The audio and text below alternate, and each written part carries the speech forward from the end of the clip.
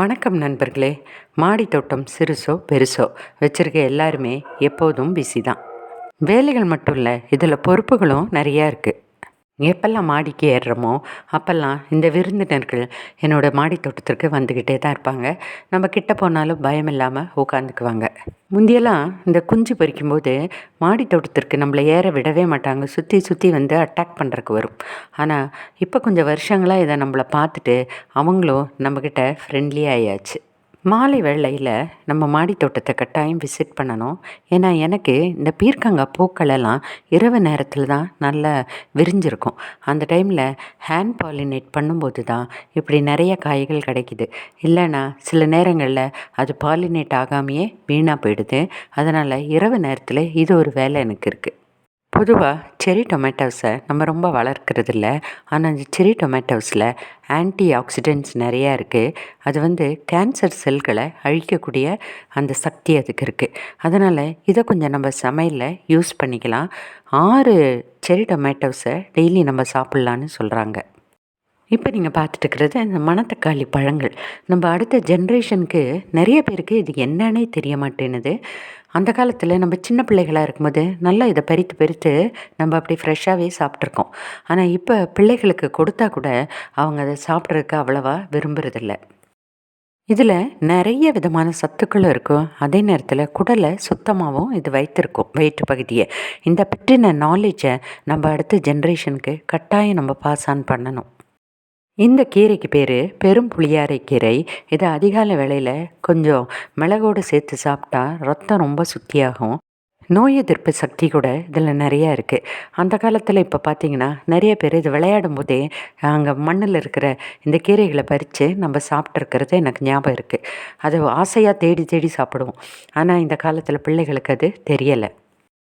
இதை குறித்த அறிவை நம்மளை சுற்றி இருக்கிற சின்ன குழந்தைங்களுக்கு நம்ம சொல்லி கொடுத்தோம்னா எப்படியாவது அவங்க அதை பயன்படுத்தி கொள்வாங்க. எத்தனை பேர் இந்த முருங்கைப்பூவை வேஸ்ட் பண்ணாமல் நம்ம சமையலில் பயன்படுத்துகிறோம். இதில் எக்ஸ்ட்ராடினரி ஹெல்த் பெனிஃபிட்ஸ், ஸ்பெஷலாக இம்யூன் சிஸ்டம் நிறையா இருக்குது. இப்போ எத்தனை குழந்தைங்களுக்கு இம்யூன் சிஸ்டமே குறையுது. அப்படிப்பட்ட நேரங்களில் இந்த முருங்கைப்பூவை நம்ம சமைச்சு கொடுக்கலாம். யூரினரி ட்ராக்டை க்ளீனாக வச்சுருக்கு. அது இல்லாமல் ஆஸ் யூஷுவல் பிபி அதெல்லாமே கண்ட்ரோல் பண்ணுது. இதெல்லாத்தையும் நம்ம சமையலில் சேர்க்கும்போது நம்மளோட இம்யூனிட்டி பவர் நல்லா இம்ப்ரூவ் ஆகும். ஒரு நிறைவான வாழ்வையும் நம்ம வாழ முடியும். எனக்கு எப்பொழுதுமே இந்த அடுத்த ஜென்ரேஷனுக்கு நம்மளுக்கு தெரிந்ததை பாஸ் ஆன் பண்ணணுன்றது இஷ்டம். நீங்களும் செஞ்சு பார்க்கலாமே. அடுத்தது நான் பார்த்ததில் நிறைய குழந்தைங்களுக்கு இந்த சோளக்கதிர்களெல்லாம் எப்படி விளையுதுன்னு கூட தெரிய மாட்டேன்னுது. நம்ம மாடி தோட்டத்தில் இதை பண்ண ஆரம்பிக்கிறது இருக்கும்போது நம்ம சுற்றி உள்ள அந்த சின்ன பிள்ளைகளுக்கு இந்த செடிகளையெல்லாம் நம்ம காட்டி கொடுக்கலாம். அதனால் அவர்களுக்கும் ஒரு இன்ட்ரெஸ்ட் இந்த பயிர் தொழிலில் ஈடுபடும். விதவிதமான பூக்கள், ஆனால் விதைகள் எப்படி விதவிதமாக இருக்குதுன்னு சொல்லி கூட நம்மளுக்கு இதை பற்றின அறிவை நம்மளை வீட்டில் இருக்கிற குழந்தைங்களுக்கோ சுற்றியில் இருக்க குழந்தைங்களுக்கோ கொடுக்கலாம். பூக்கள் இவ்வளோ அழகாக இருக்குது, ஆனால் அந்த விதைகளை பார்க்கும்போது அது எப்படி விதையாக மாறுதுன்னு நம்ம சொல்லலாம். இதெல்லாம் வந்து அவர்களுக்கு இயற்கையை பற்றின ஒரு நல்ல அறிவை கொடுக்கும். இப்போ பார்த்திங்கன்னா அவ்வளோ அழகான பூக்கள் இப்படி காஞ்சு, அடுத்தது பார்த்திங்கன்னா விதைகள் கருப்பாக ஏதோ ஒன்றுமில்லாதது போல் இருக்கும். ஆனால் அந்த சிறு விதையிலிருந்து தான் இவ்வளவு அழகான செடிகள் வளருதுன்னு பிள்ளைகளுக்கு நம்ம சொல்லி கொடுக்கும்போது இதற்குரிய காலங்களும் அவங்களுக்கு புரியும். எந்த பொருளுமே சுலபமாக கிடைக்காது, மெனக்கிடணும்னு அவங்களுக்கு புரிய வைக்கலாம். இந்த பீர்க்கங்காவை ஒரு 2-3 நாள் மிஸ் பண்ணிட்டேன். பார்த்தீங்கன்னா நல்ல முத்தினதாக மாறி போயிடுச்சு. இப்போ அதை கட் பண்ண முடியாது.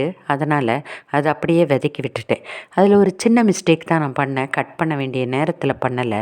ஆனால் அதை நம்ம இன்னொரு பாசிட்டிவ் சைடாக அதை நம்ம மாற்றிக்கலாம். அப்படி பண்ணுற இந்த காரியங்களை கூட நம்ம பிள்ளைகளுக்கு சொல்லிக் கொடுக்கலாம். நம்ம அறியாமல் சில தவறுகள் நடக்கும்போது அதை பாசிட்டிவாகவும் மாற்ற முடியும்னு. பாருங்கள், இந்த சீசனில் எவ்வளவு குப்பைமேனி செடிகள் வந்திருக்குன்னு நமக்கு தெரியும். குப்பைமேனி ஒரு அற்புதமான மூலிகைன்னு. இந்த மாதிரி தோட்டத்தில் எக்ஸஸாக இருக்கிற நேரத்தில் இதை நம்ம கலெக்ட் பண்ணி சோப்பாகவோ பவுடராகவோ நம்ம பண்ணி வைத்து கொண்டா அது நமக்கு ரொம்ப ரொம்ப பிரயோஜனப்படும். காற்றுள்ள போதே தூற்றிக்கொள்ளுன்னு சும்மாவா சொன்னாங்க? அப்புறம் பார்த்திங்கன்னா நிறைய ரோஜா பூக்களும் என் செடியில் இப்போ பூத்து முடிஞ்ச இந்த ரோஜாக்களை எல்லாம் மனசே இல்லைனாலும் நம்ம கட் பண்ணி ரெடி பண்ணணும் அடுத்த ஃப்ளவருக்காக.